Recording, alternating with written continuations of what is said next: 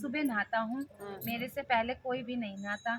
जब 5 दिन कार्तिक के रह गए, उस दिन साहूकार की बेटी की बहू नहाकर जा रही थी और राजा का बेटा आ रहा था।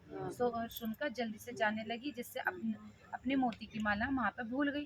तब राजा के बेटे ने वह मोती की माला देखी तो देखकर कहा कि माला किसकी है जो इतनी सुंदर है, तो पहनने वाली कितनी सुंदर होगी। बाद में सारी नगरी में ढिंडोरा पिटवा दिया कि जिसकी ये माला वह उसके पास आएगी तब वह उसकी ये माला दे दूंगा, और खुद ये वहाँ तोते का पिंजरा टांग कर बैठ गया। सुबह साहूकारनी की बहू आई तो पहली पेड़ी पे पाँव रखा तो बोली, अगर मेरे में सत है तो इस नदी नींद आ जाए, और भगवान ने उसे सत रख दिया। यानी कि राजा के बेटे को नींद आ गई, वो नहीं देख पाया चेहरा और उसे नींद आ गई और ये नहाकर चली गई। राजा का बेटा उठकर गया और बोला, तोते ने पूछा, वे क्या वह आई? तोते ने कहा, कहाँ आई थी? तो कैसे वह की थी? वह तोता बोला कि अप्सरा जैसी लगती थी, बिजली थी, होती जैसी झड़कमारी, गुलाब जैसी थी, गुलाब जैसा रंग था। राजकुमार का आज तो मैं उंगली चीर कर लेट जाऊंगा, फिर मुझे नींद नहीं आएगी। तो वह उंगली चीर कर बैठ गया। तब वह आई तो भगवान ने प्रार्थना करने लगी। कहता है कि राजकुमार को फिर नींद आ गई, फिर नहाकर फिर चली गई।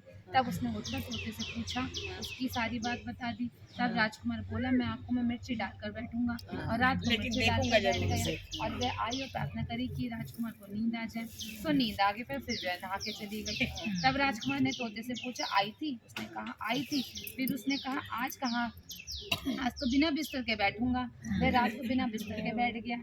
जब वह नहाने आई तो फिर भगवान ने उसकी बात कही और राजकुमार को फिर नींद आ गई। जब वह नहाकर जाने लगी तो आंख बंद कर कर चली गई। राजकुमार ने उठकर देखा तो वह नहाकर चली गई। तो वह बोला कि आज मैं आंख की अंगीठी पर बैठूंगा, जिससे नींद ना आए। वह अंगीठी रख कर बैठ गया। साहूकार की बहू आई और भगवान से फिर बात बोली। 4 रात तो निकाल दी, परंतु आज की रात तो निकाल ही देना। भगवान ने उसका सत रखा और उसे नींद आ गई। जब वह नहाकर जाने लगी तब तोते ने बोली कि पापी हत्यारे से कह दो कि तेरी 5 रात पूरी हो गई है, इसलिए मेरी मोती की माला मेरे घर भिजवा देना। फिर वह राजा ने तोते से पूछा कि वह आई थी? तो तोते ने कहा, आई तो थी, उसने अपनी माला मंगवाई है। तब राजकुमार ने सोचा कि वह तो सच्ची थी, उसका तो भगवान ने भी सत रखा है। थोड़े दिन बाद राजकुमार के शरीर में कोढ़ निकल गए और वो तड़पने लगा। तो राजा ने ब्राह्मण को बुलाकर पूछा कि मेरे बेटे का शरीर क्यों जल रहा है? तब ब्राह्मण ने कहा कि वह पवित्रता स्त्री की बुरी नजर रखता है, इसलिए वह रोकता है। तब राजा से पूछा, अब कैसे ठीक होगा? तब ब्राह्मण ने कहा कि उस साहूकार की बहू को धर्म की बहन बना ले और उसके नहाए हुए जल से नहाए तो उसका कोढ़ ठीक हो जाएगा।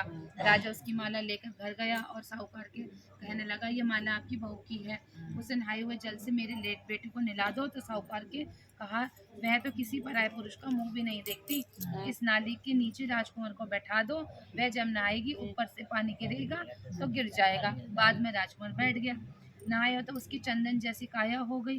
वह पंचभीखु देवता जैसा साहूकार की पंच बहू का सत रखा वैसा ही सबका रखना। कहते सुनने वाले को, ओंकार भरने वाले को, सबके परिवार में सतना।